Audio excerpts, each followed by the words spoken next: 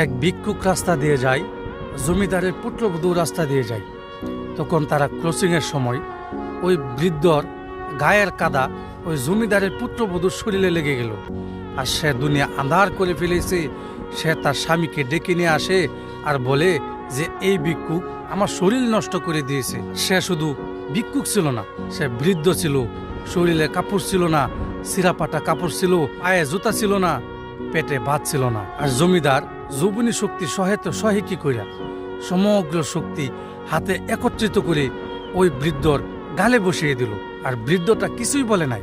সে উপরের দিকে চেয়ে দুইটা কথা বলল যে ওগো আল্লাহ, তোকে তো তার চোখে দেখা যায় না, তুই তো সব দেখিস, তুই কি দেখিস না আমার সাথে কি করতেছে? আর এটা বলা দেরি হলো, ওই জমিদার ওইখানে পড়ে মরতে দেরি হলো না। আর এখন তো ওই জমিদারের বাবা এসে পড়েছে বদলা নেওয়ার জন্য।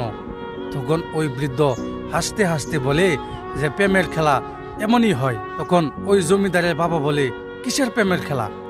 তখন ওই বৃদ্ধ বলে যে তার প্রেমিকার শরীরে আমার গায়ের কাদা লেগে গিয়েছে, সে সইতে পারে নাই, সমগ্র শক্তি হাতে একত্রিত করে আমার গালে বসিয়ে দিছে।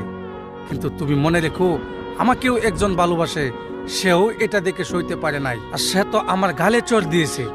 আর আমার মালিক তার জীবনে শেষ করে দিয়েছে।